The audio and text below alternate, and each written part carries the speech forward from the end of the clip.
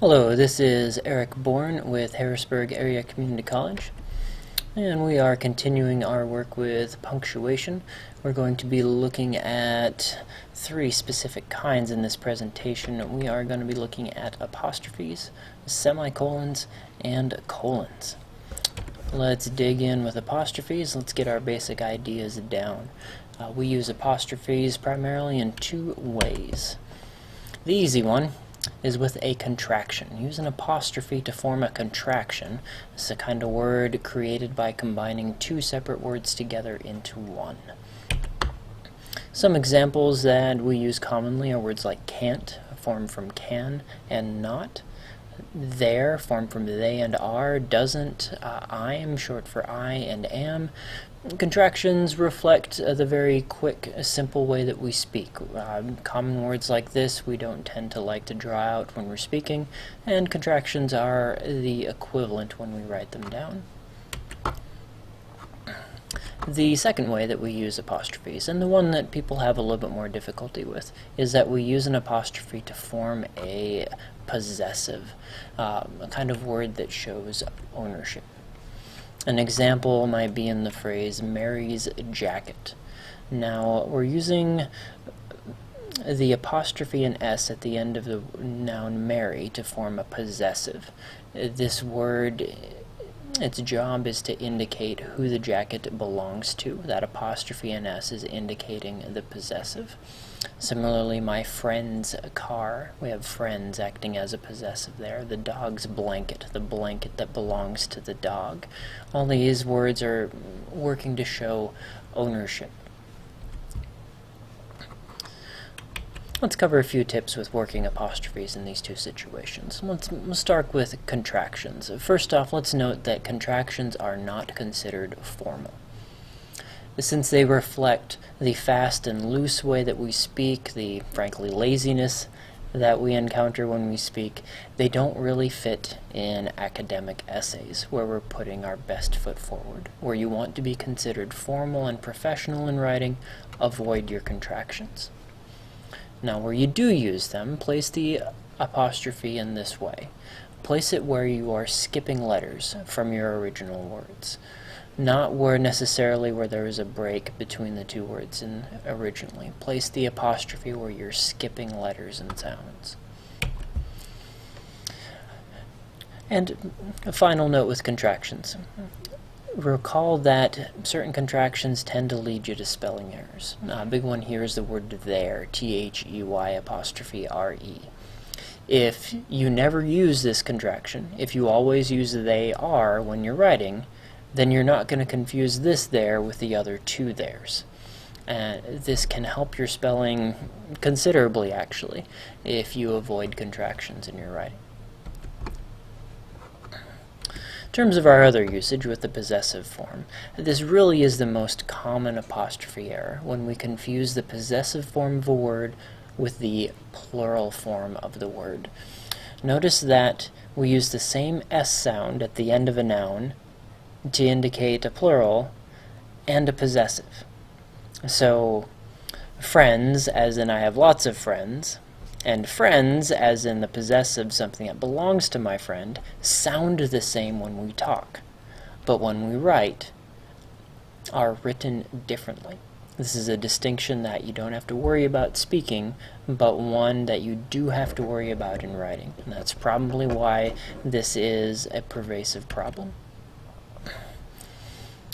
It's further complicated by the fact that sometimes we need words that are both plural and possessive. If you need to talk about something that belongs, that is possessed by not just one person, but by a group of persons or a group of things. These situations aren't as common, but they're not all that rare either. Now, we do have conventions for this, and we change the apostrophe placement in order to help our readers see the plural and the possessive. Let's see these in some examples. The school's attendance policy is quite clear. Here we're using an apostrophe and an S at the end of the word school to indicate that this is the attendance policy, not of the professor, but of the school, the entire institution. My friend's cars aren't as expensive as mine. In this situation, the word friends we have one friend in this situation, and we're talking about the cars that this friend owns. This friend has multiple cars that he or she owns, and in this sentence we're claiming that these cars are not expensive as our own. Contrast that with this example, which sounds the same when we read it out loud, but yet has a very distinct meaning. My friend's cars aren't as expensive as mine. Notice this apostrophe placement with the word friends. It comes after the S. That means that I'm talking about all of my friends, not just one friend, multiple friends, and the cars that they own. Our first example with the friends' cars, we're talking about one person and the multiple cars that he or she owns. In the second sentence, we have multiple friends we're talking about, and we're talking about the cars that they own. This difference in meaning is only indicated to our reader by the placement of the apostrophe, and that's why we need to be careful about how we use this piece of punctuation. Let's move on to semicolons. Now, thankfully, we've covered semicolons to a certain extent already when we talked about correcting run-on sentences.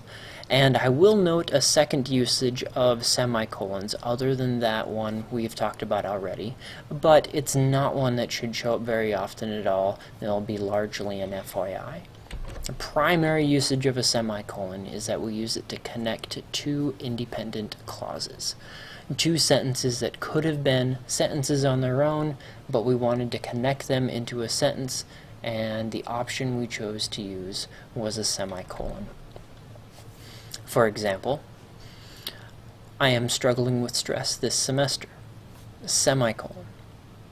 I have had more work than I expected. Now, both of those sentences would have been just fine on their own. In a sentence, in an essay, you very well might choose to put a period between them. However, because the ideas are connected, and because our reader can quite readily see the connection between the ideas, the semicolon is doing a fine job here to connect the ideas together so that we're presenting them to our reader in the same sentence. Now, the second usage of a semicolon, just so you know, is that it does help us with very complicated lists. Now, what do I mean by very complicated lists? When you're not just listing like individual items. I need to buy bananas, bread, and milk. No, that's a simple list.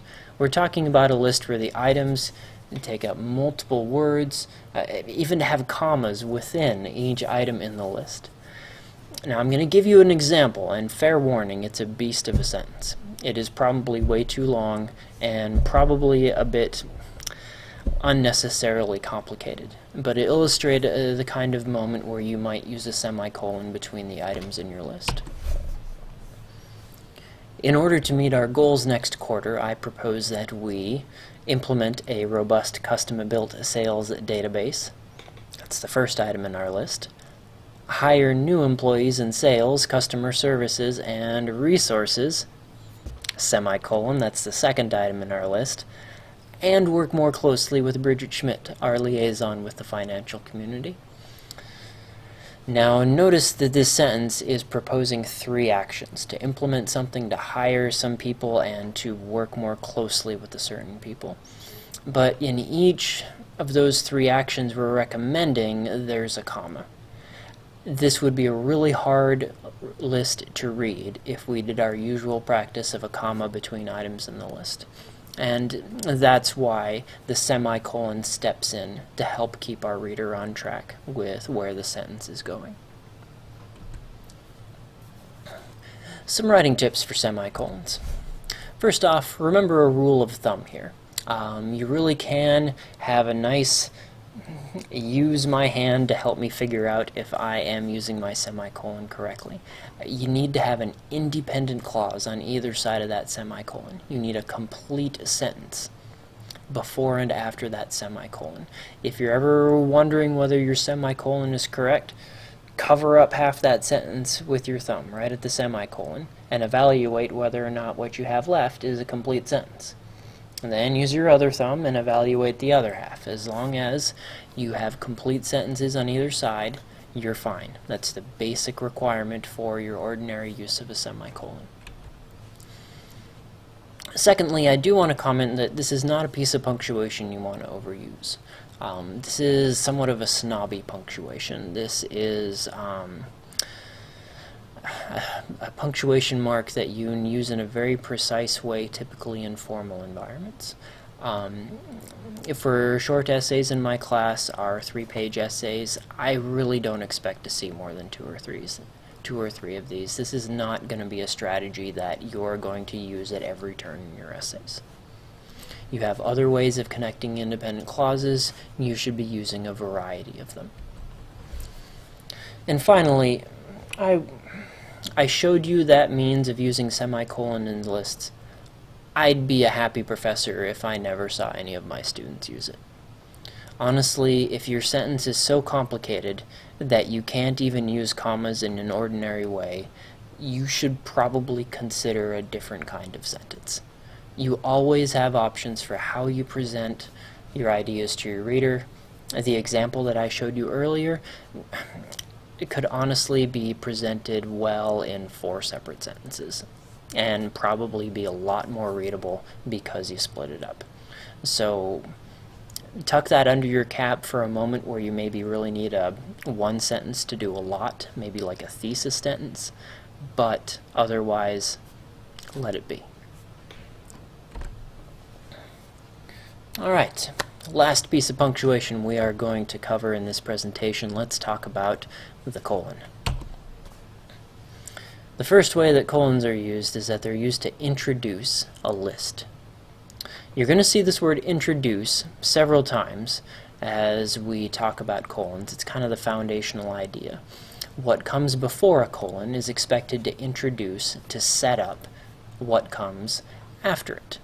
And one thing that comes after many a colon is a list. We also use a colon to introduce an example or an explanation. We're still introducing, that first part sets up the second, but rather than a list, maybe you just have one example. Maybe you have a more complicated explanation following your colon of what came before the colon. These are all possibilities. The colon is actually a very flexible piece of punctuation. Your only real requirement for a colon is that you have to make sure that the colon is preceded by an independent clause. It's not quite as strict with the semicolon, which needed the independent clause before and after. You just got to make sure that before your colon is an independent clause. You need to be able to put a period there instead of a colon and have what is before be a complete sentence. Some tips for using colons. Remember your rule of thumb and really cover up the part of the sentence after the colon and check. It is very easy to fool yourself into thinking that you're using the colon correctly if you're being distracted by what comes afterwards. Make sure you have that independent clause before. Secondly, keep in mind that colons do introduce lists, but most lists do not involve a colon. You've been writing sentences with lists since elementary school. You have been correct this entire time. At least I hope so. I am not trying to uproot 15, 20 years of schooling with this new piece of information about colons. This is a sentence strategy that you can use. This is not the way that every list is presented in English. Let's look at some examples to bring some of this down to earth here. Here's an example of a colon that's being used to precede a list. There are 4 toppings that I love to put on hot dogs: ketchup, mustard, relish, and onions. Yes, I know my breath is stinky after one of these. I can live with it. Notice the relationship between the two parts of the sentence. I declare that there are 4 toppings I love to put on hot dogs. I make a full assertion. I could stop that sentence right there with a period. However, my sentence is more rich with detail if I provide you that list of the 4 toppings after the colon. The nice thing about this sentence strategy is that it lets you delay the list until the end of the sentence, while still giving your reader a really clear indication of what it is that you're going to be listing. That can be a good strategy. It can have a good rhetorical sound to it. Let's try a colon that precedes an explanation. I rarely shop for clothes online. I prefer to try before I buy. Notice once again we've got that independent clause before the colon. I rarely shop for clothes online. Now what's odd is that actually afterwards we have another independent clause. That'll happen. I mean, after the colon you have a lot of freedom. But the reason we're using a colon here is that there's this relationship of introduction. I make a statement that has this direct connection to the explanation. That kind of connection between the first part and the second calls here for a colon. Finally, let's do an example of a colon that introduces an example. There are 2 words that I wish my students would stop misspelling. Colon. We have this independent clause beforehand, and now we're going to provide these 2 words that were teased, that were introduced in the first part of the sentence, woman and women. Just as a tangent, why are my students suddenly misspelling these words in mass numbers over the last year or so? This one confuses me.